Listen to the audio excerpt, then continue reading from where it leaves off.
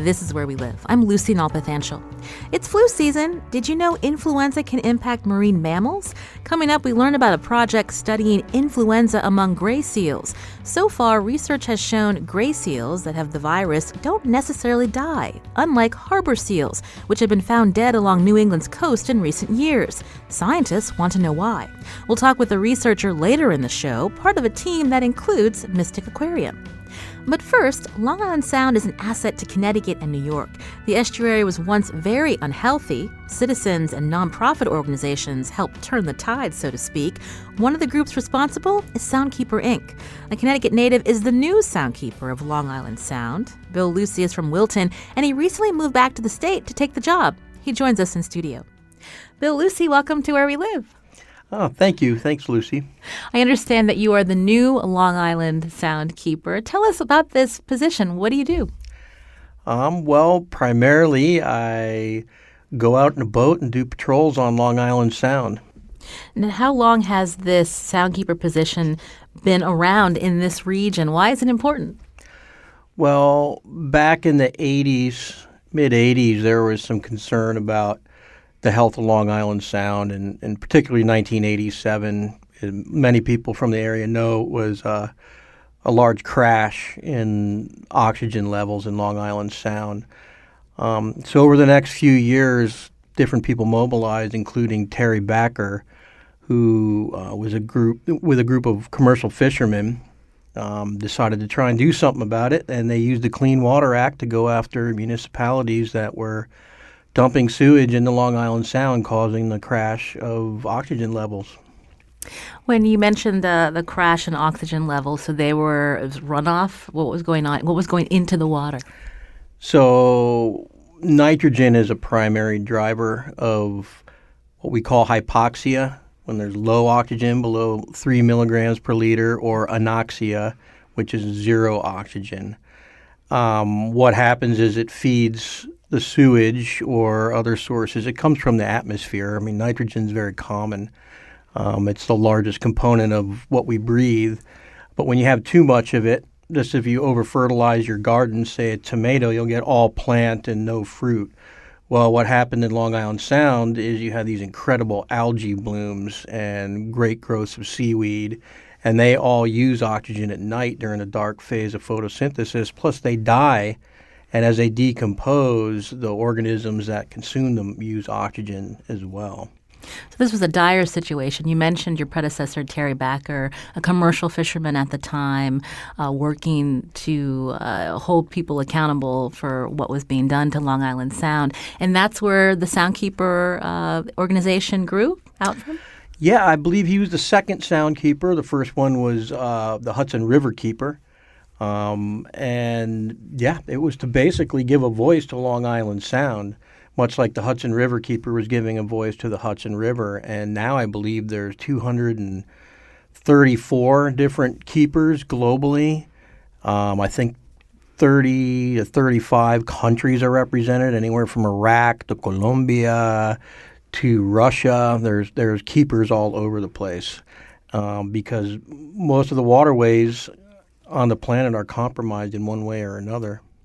You mentioned the 234 keepers. These are nonprofits that are committed to looking out for the cleanliness of our water.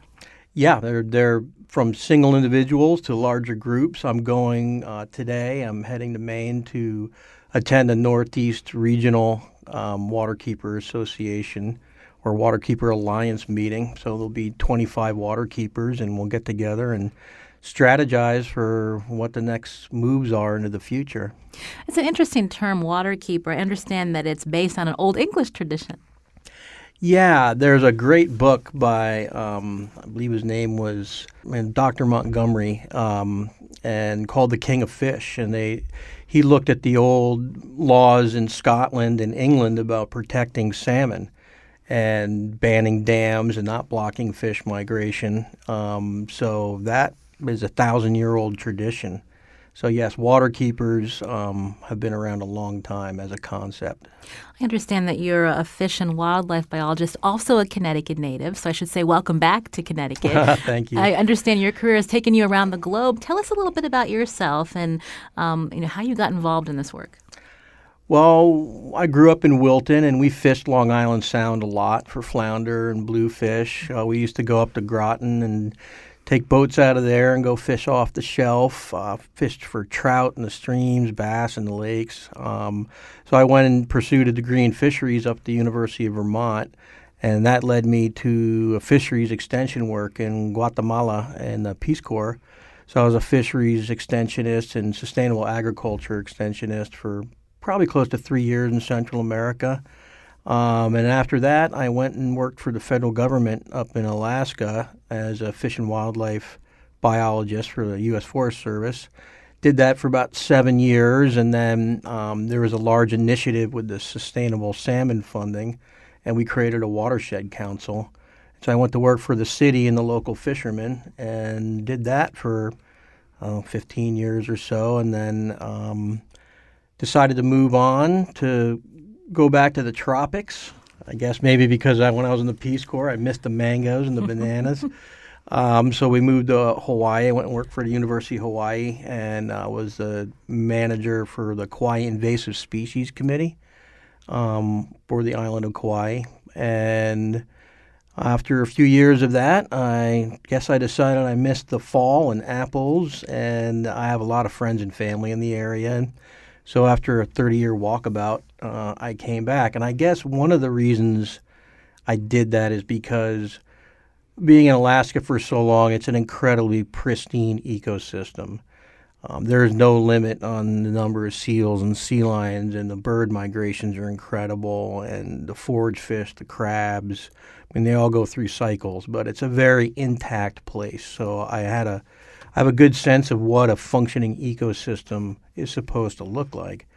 And I started hearing about positive signs in Long Island Sound. The nitrogen cap was reached, so both New York State and the state of Connecticut reduced their nitrogen by 59%.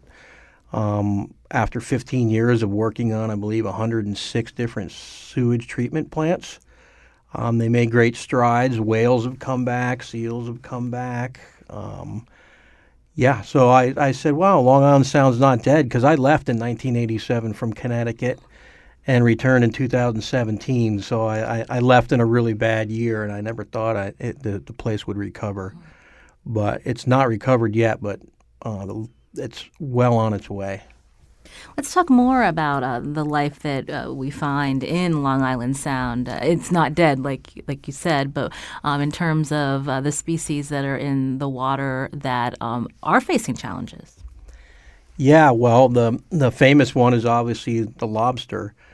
Back in 1993, I believe, or 94, when I got out of the Peace Corps. So in 1994, I went and fished lobster out of Port Jefferson one winter, just as a deckhand helping out an old Peace Corps buddy. And we caught a lot of lobsters in a short period of time. And then what I've been hearing since I came back is there's very few lobstermen left.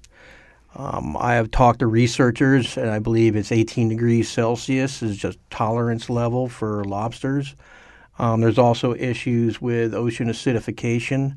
A lot of larval species, copepods, baby lobsters, baby crabs, they have calcium in their exoskeletons when they're macro organisms or plankton, zooplankton. And that can be dissolved by too much acid in the water. I'm not sure that's what's going on. There's theories of pesticides affecting the lobsters. There's a lot of ocean cycles that go through multi-decadal oscillations, they call it. There's cold and warm periods that favor different species. So I don't know what's going to happen with the lobster, but what I suspect is that the blue crabs, which are more tolerant to the warmer waters, Chesapeake Bay is a classic example, that their population is going to move north, and lobstermen are going to switch from catching lobsters in Long Island Sound to potentially catching blue crab for a living. I know you're new to the job, but are you hearing from commercial fishermen, lobstermen? What are they telling you? They want to know what I think happened, and is there going to be any way to bring it back? Since there's a few people out there fishing, we are getting reports that the catches have gotten better, but whether that's a factor of fewer fishermen going after a somewhat recovered or a growing population of lobster, I'm not sure. Other species that are having issues but showing signs of recovery are in Manhattan. So I'll be heading down to give testimony in Baltimore in a week where they're looking at changing the Manhattan or bunker management to include ecosystem considerations, basically leaving fish in the water for the seals, for the striped bass, or the bluefish, and not just having it where fishermen can take the maximum sustained yield. So there'll be a portion for the fishermen, a portion for the ospreys and the wildlife and the predatory fish, and then a proportion to keep the species going with spawning biomass.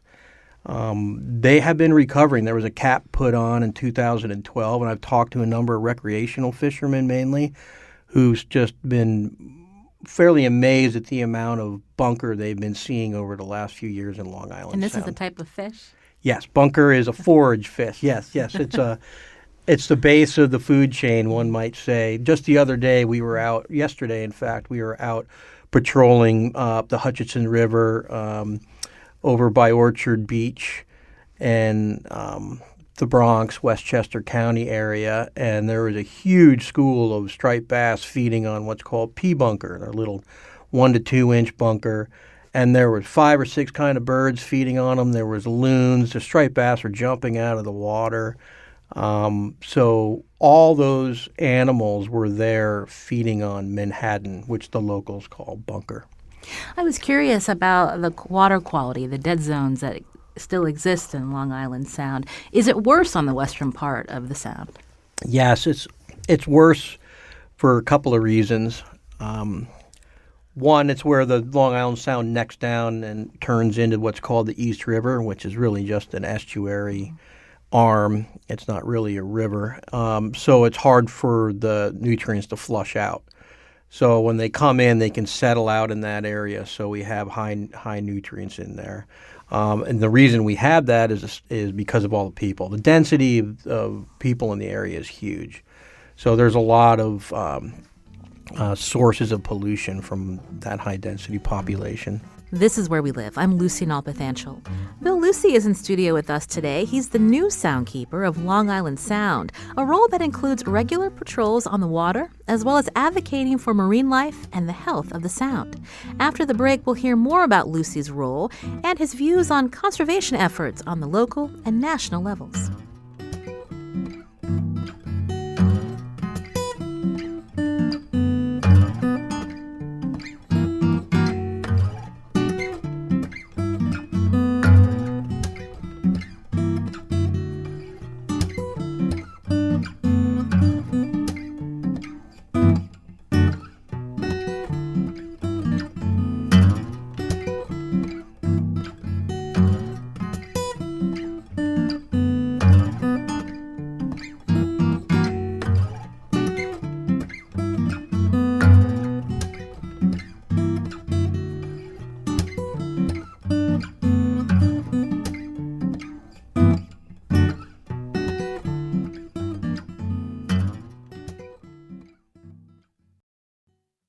This is Where We Live. I'm Lucey Nalpathanchel. Today we're talking to the newest soundkeeper of Long Island Sound. Bill Lucey is a Wilton, Connecticut native and a fish and wildlife biologist. Bill, walk us through a typical day as soundkeeper. Who and what are you encountering?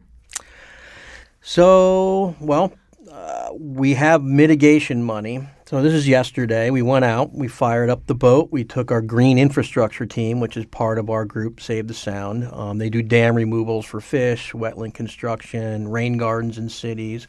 And we have some mitigation money that came from a lawsuit that Terry Backer won several years ago with the city of New York.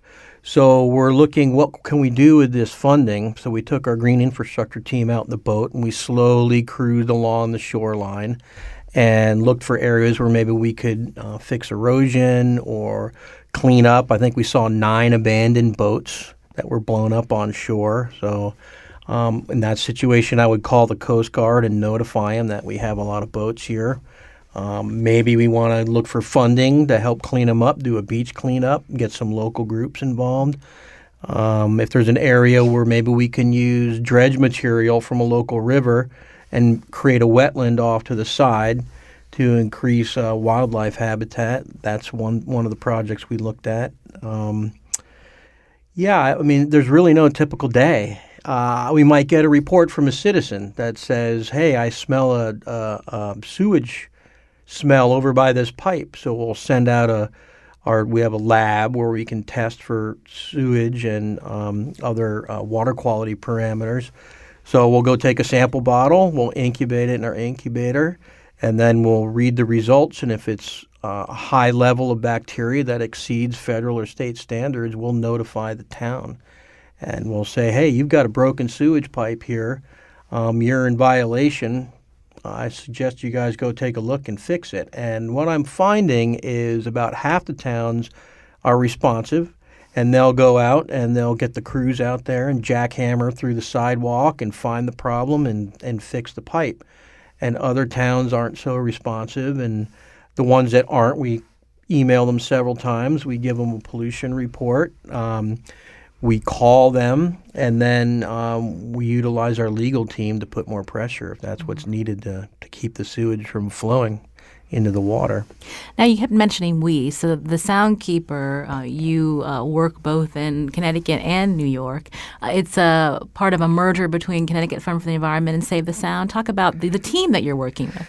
Yeah, so we're about 25 people, and we have an office in New Haven, which is primarily Connecticut Fund for the Environment. I'm a program of Save the Sound, and we have our water quality team down in Mamaroneck, New York. So we have an office and a lab down there. And we also have another boat, which is a water quality boat that is doing work primarily in western Long Island Sound because of the reasons you mentioned. That's where a lot of the problems are right now. So the Soundkeeper was an independent organization of Terry Backer's. And when he passed away, unfortunately, it went into limbo. And all 3 groups, Save the Sound, Soundkeeper, and Connecticut Fund for the Environment, decided to pool their resources and become a bigger organization. So that allows Soundkeeper to have access to, let's say, for example, the Connecticut Fund for the Environment's legal team. If we need a little more muscle to get people to do the right thing, we have that option. If we need water quality results, data, we want to show up with data. We want to show up with reality, truth, evidence. We have a lab, so it's really expanded our ability to clean up Long Island Sound. You mentioned Mr. Backer, who passed away in 2015. He was also a legislator within the General Assembly. How do you see your role as Soundkeeper in working with legislators on issues that matter to the health of the sound? Well, we have a legislative strategy every year, and I've worked with both the Alaska State Legislature and in Hawaii. We had very good relationships, both with local island governments and the state government as well. Very supportive. And what I've found in Connecticut, both at the federal level and the state level, is incredible support for the work we do. Both our senators, our representative, like Representative DeLauro, incredibly supportive, very effective people, very progressive, and they want to solve problems. So what we'll do is prioritize what we think is a priority, and we'll make the rounds to Albany and to Hartford. Terry was very effective and very well loved by his fellow legislators, is what I've been hearing, and he had some pretty big wins. I don't know. I doubt I will be running for office, but he was very effective at what he did, And there's some big shoes to fill. And I've only been here 3 months, so there's no way I'm going to catch up to him over the next year. But I hope to carry his torch, so that if he's looking down on us now, he'd be very proud of what we're doing. I understand the boat that you use to patrol is named after Mr. Backer. Yes, it's been christened. It was christened by his sister, Cheryl. It's the Terry Backer, and it's a 21-foot Mako. It had an old engine. We fundraised, and we have a brand new Evinrude E-Tech, which is a very environmentally sound engine on there. So that happened about 2 weeks ago after a GoFundMe campaign and some very generous donations. So yes, the Terry Backer is on the water again. And the thing about one of the reasons I wanted to apply for this job is because of some of the stuff that Terry Backer said. One of the best quotes I heard him say, and as someone who grew up eating fish out of Long Island Sound and Connecticut's waters on a very frequent basis, that the fact that some of our fish have toxic levels of mercury in them, or that there are consumption advisories from Connecticut Deep, that's theft. So Terry Backer basically said, you poison my fish so I or my children or my family can't eat it. You are taking that from me. That is theft. So going after the polluters, cleaning up the legacy pollution is a way of undoing that theft and returning that public trust, those fish, back to the people of Connecticut and New York, Long Island Sound. I understand you have a young son. What do you envision will be the future for Long Island Sound for when he grows up? So compared to 1987, we're down to 70 square miles of hypoxia this summer, which is a steady improvement. The nitrogen's gone. The nitrogen pollution's going down. We still have more to do. The technology to fix the sewage, the technology to generate clean energy, the stormwater technology to clean the water before it hits the sound. I think Long Island Sound's going to get cleaner and cleaner. And so hopefully when my son is my age, he's going to regularly see whales cruising through Long Island Sound. It's going to be common to see bald eagles, huge striped bass, seals swimming by. I think because Long Island Sound is such a productive, resilient system, if given the chance, that it will have the same productivity as where I was in Alaska, which was a very remote place. That's my goal, is to have clean water, clean seafood. Everyone can swim, no beach closures. You can eat anything out of the sound at any quantity that you want. And the wildlife are back in their former numbers. That's what I hope. You mentioned beach closures. Every summer, that's a common occurrence where we're getting notices from the state that certain beaches are closed. Yeah. So another part of our program is this pollution or this bacteria monitoring, which I alluded to, the septic or the sewage leaks. So there are different groups, like Harbor Watch is another group that does a lot of monitoring in Fairfield County. Our group's been focusing on Little Neck Bay, Long Island, Westchester County, some of Fairfield County as well. And so we have monitoring stations where we're looking for bacteria. So up and down these rivers, we're finding where the hot spots are.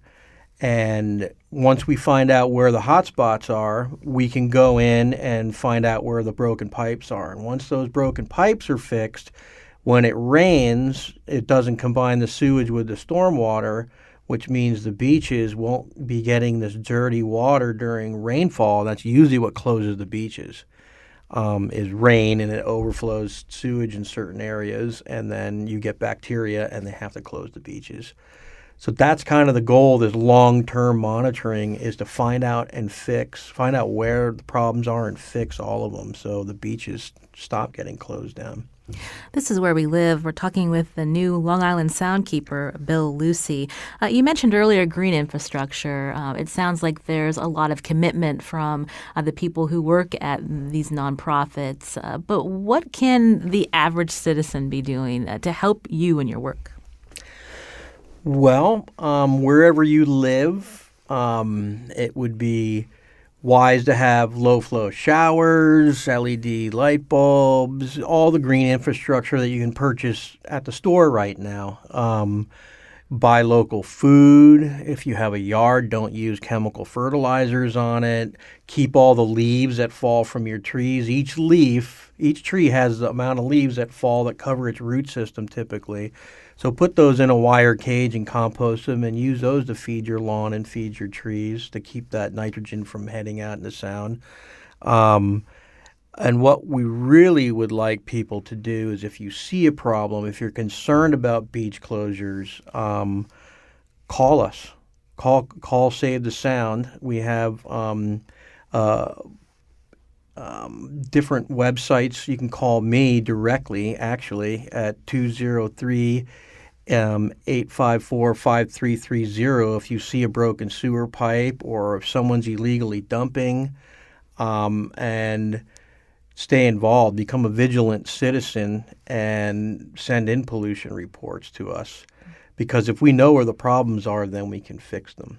So that's having an active, engaged group of citizens is how we solve the problem. We can't just wait for government to come along and fix everything for us while we sit back on the couch and complain about it. We have to actually participate ourselves. That brings me to my next question in terms of looking at political leadership, whether in Connecticut or down in D.C. Are you optimistic about resources being spent for conservation and environmental cleanup? Right now, no, I'm not. There's been a big raid on Connecticut's funds for, say, weatherization. I think 12 or 13,000 houses could have been weatherized this winter, which saves fuel, saves money for the people in those houses. That's been rated. I understand that Connecticut's in a budget crisis, but that's part of management. You have to foresee these issues coming down the line economically and budget for them.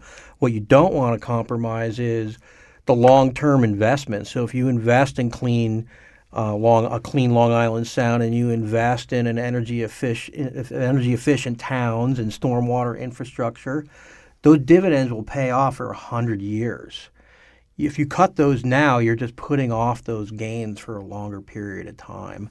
As far as the federal government's concerned, I have no idea. It's been very erratic. We were concerned about not getting any funding for a Long Island Sound study, which has been going on since the crash in the 80s when people first got together to address the problem. And as I mentioned, made a huge reduction in nitrogen pollution over the last 15 years because of that. There was a threat that funding was going to get zeroed out. And we actually did great. We doubled our funding this year. So it went from 0 to 8 million. Whether we get that again, we don't know. So it's very difficult to do these long-term, proactive, progressive, solution-driven actions if you cannot count on the government to be consistent. Once it makes a commitment to do something, and you know it's a 30-year commitment, you can't just stop it and start it on political whim. That's very damaging to this because it's going to take us a long time. And as I said, we made great progress in the last 15 years. It would be a shame to start going backwards. You mentioned earlier that when your son is grown, you hope that Long Island Sound continues to be healthy, to see certain species come back. There's more attention now than ever on climate change and the warming temperatures and impact on our entire planet. Do you think that people should be optimistic? Should they feel like there's enough to do now that it's not too late? I think locally, people can be optimistic. If you have, like in Connecticut, we have very progressive lawmakers. There's many, anyway, that are willing to deal with this and tackle this. We need to do a managed retreat from areas that are going to be submerged from sea level rise. And as we retreat from those areas, we need to turn them back into green spaces. We need to build up our marshes. We've lost a third of our marshes just in the last few decades because too much nitrogen is causing excess growth, which then they don't put enough into the roots, and the erosion from the waves is knocking big chunks. And as the sea level comes up, we need to restore our oysters, and there's some good progress on that. So we have oyster reefs into marshlands and rebuild all of that stuff. So, and there's great groups like Green Wave is a project. There's commercial oystermen that are doing a phenomenal job of spreading oysters around the Long Island Sound. So the industry itself is helping rebuild or create some of this resiliency, the climate resiliency that people talk about. Overall, globally, will the industrialized nations decrease their CO2 fast enough to mitigate what's going to happen? I don't know. I wouldn't say I'm very confident that's going to happen, but I think thinking locally, I think Connecticut and New York can do their part to, regardless of what the rest of the world is doing, we should be putting our resources into fixing these problems, because the people who live in those states are the ones going to be affected here. So as government trustees, they should be working on it. And I think we are going to have some good successes locally. Soundkeeper sounds like a big job. What are your goals for the first year, Bill? Just to get to know Long Island Sound more intimately. I was down in the Western Sound when I was a kid growing up, but I plan on patrolling. If you put in every bay and harbor, every nook and cranny, it's about 600 miles. So I'm going to cruise by the entire shoreline, going about 5 knots, looking for outlaws, stopping in towns and meeting people, talking to commercial fishermen and recreational fishermen especially, because they are on the water all the time, and finding out what observations they have, what problems do they see that need to be addressed. So the first year I'm going to be listening, basically. Getting to know the ground, the water, taking my boat out all the time, and just meeting the people who use Long Island Sound, the sailors and the fishermen, and just listening. So, and from there, I'll come up with my own game plan based on what people want us to do. One last question. When you look at Long Island Sound, is there something about the history that most people don't know about? What excites you about your job? Well, if you look back at the geologic history of Long Island Sound, it's amazing. And having come from Alaska, I saw brand new land appearing out from under the ice as everything was melting where I was. I was in a very glaciated part of northern southeast Alaska. So I could walk on ground where no one had walked on before. It was under a big 300 feet of ice. That's how it was here. So there was a big wall of ice going into the Atlantic Ocean, and as it pulled back, it left Long Island. And then there's this depression, and there was rivers running through that, glacial drainage rivers. And then it became a lake, and then that lake blew out, and the ocean rose, and it all filled in, and there you have Long Island Sound. So the geology is just stunning. And the productivity because of that geology. It's one of the most productive pieces of water in the world because it's shallow, large, and it can warm up. And then you had humans living there for thousands of years on that shoreline, living off of the bounty. So you can still see parts of it. Like I was on patrol the other day, even over by the Bronx. There's the park, Pelham Bay Park. You can see the forest coming, the deciduous New England forest coming down to the shoreline, and just stunning. It lets you realize what it could have looked like, what it did look like 300-400 years ago before we built it all up. So I think the history, both human and geologic, is all interesting to me as far as Long Island Sound. Bill, Lucey, a pleasure to speak with you. Thanks for coming in. Yeah, well, thanks for inviting me. It was fun. Thank you. This is Where We Live. I'm Lucey Nalpathanchel. Have you gotten your flu shot? The influenza virus can also impact marine mammals. After the break, we'll find out about a research project off New England's coast studying gray seals. Researchers at Mystic Aquarium are part of the team. We'll learn more coming up.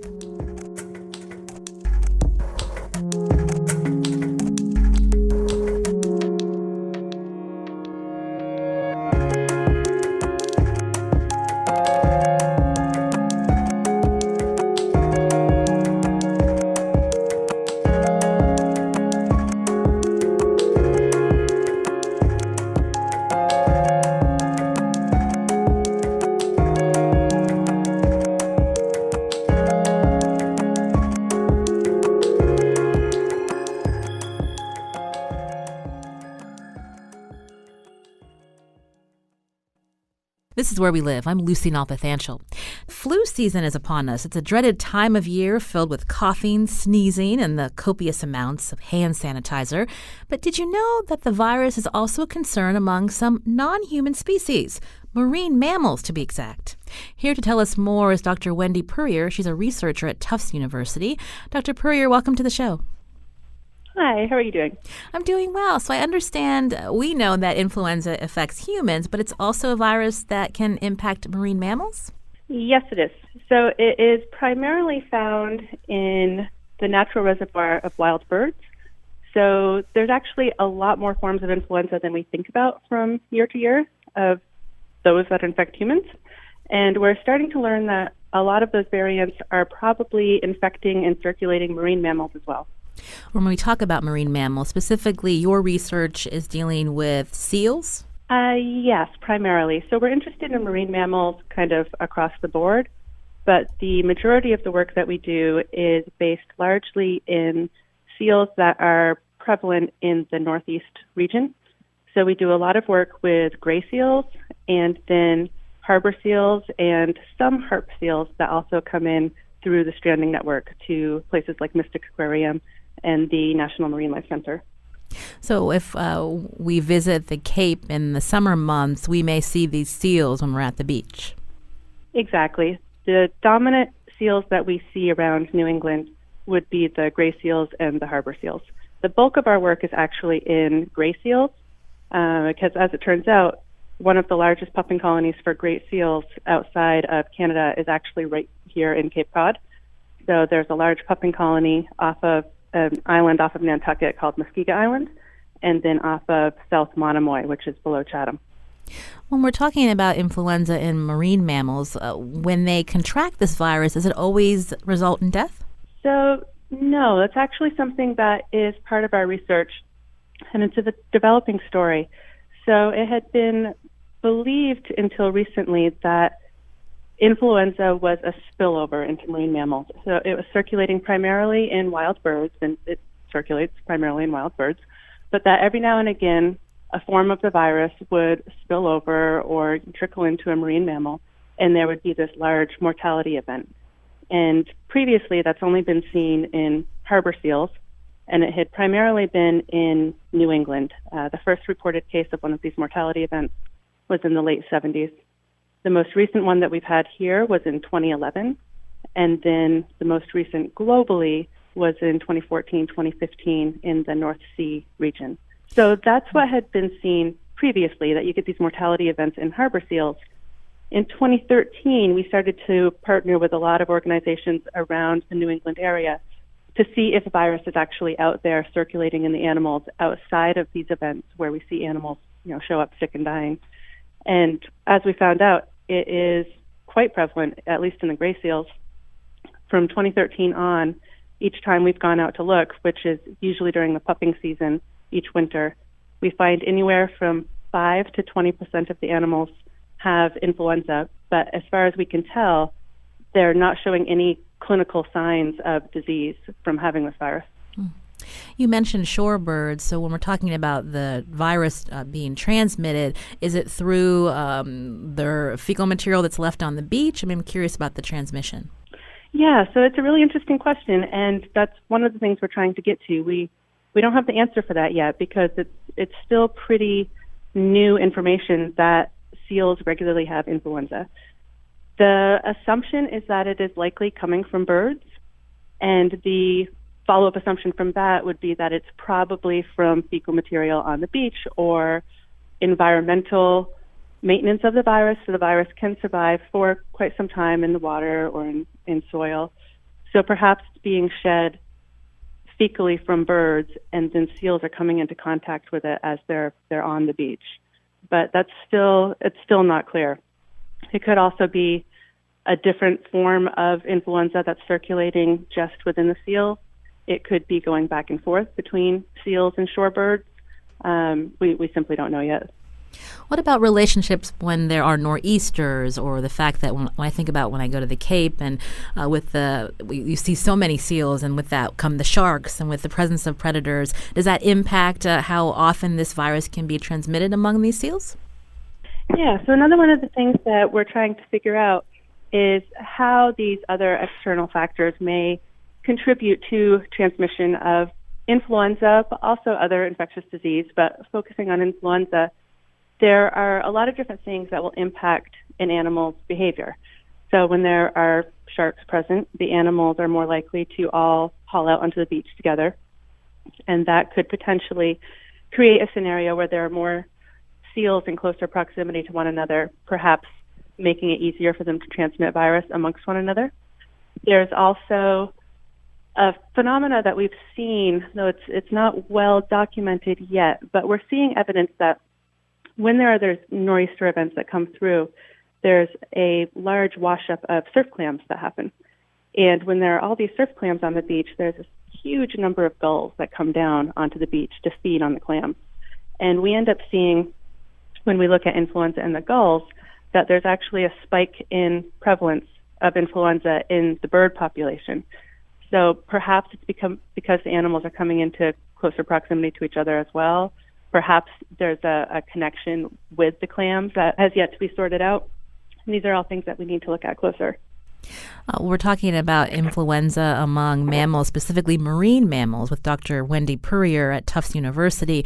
You mentioned influenza virus in gulls, and then also I'm just curious, when people hear this, they don't have any reason to be concerned at this time in terms of transmission to humans. Yeah, absolutely not. That's not something that we think is a strong concern. So when we're looking at influenza in these wild reservoirs, one of the reasons that we're looking is to understand how it impacts the health of the animal and to try to understand ocean health and the animal as a sentinel. But we're also trying to look at what forms of the virus may potentially be able to transmit to humans. So there is always the possibility that there might be forms that are circulating in the wild that could transmit to humans. And we want to understand which forms can and to try to better predict that. But with that said, there are over 144 different forms of influenza that we currently know of that circulate in the wild. And generally speaking, there are a very small number that circulate in humans.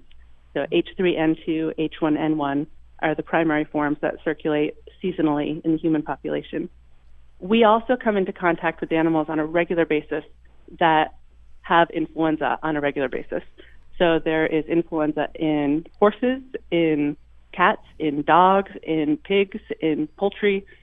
There's influenza that's being shed by gulls that are releasing fecal material on the beach, and we're not regularly getting influenza. In fact, we almost never documented that we get influenza from these species. So it's a very, very, very low chance that a human is going to end up sick from an influenza that's circulating in a seal. I was curious if you could go a little further into the research you and your partners are doing in terms of when you're trying to capture and measure these young seals. Walk us through the research you're doing.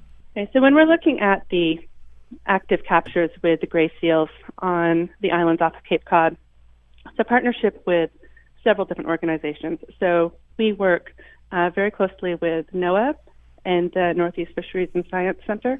And then we also work very closely with Mystics Aquarium, several other organizations around the area, including the National Marine Life Center, IFA, Marine Mammals of Maine, University of Connecticut has researchers involved, Woods Hole. So there are a lot of different people who contribute to this work, both expertise in the field with animal handling and with the research processing afterwards. And this is actually occurring in the middle of the winter on these islands off of Cape Cod. So it is almost always cold. It is often snowy. And we are going out on boats to these islands where we are focusing on pups that have recently weaned from the moms. So we're not going to interact at all with pups that are still dependent on their mothers because we don't want to interfere at all with what's going on with the mother-pup interaction. And once the pups are weaned, then we're able to go and we can capture the pups, but it's done in a very short time frame. So we're handling them for anywhere from 5 to 15 minutes. And during that time, the animals are sampled for swab samples to look for influenza and the presence of other viruses. And we're able to collect blood to be able to look at a number of different parameters for their how healthy their immune system is and whether or not they have antibodies against viruses, and that also helps to tell us whether or not they've been exposed to these viruses in the past. And we collect other samples like hair and whiskers, fecal material, to look at a whole range of other things, including contaminant exposure in the animals. Environmental contamination will accumulate in the animal, and that can impact their immune system, which can impact how susceptible they are to disease.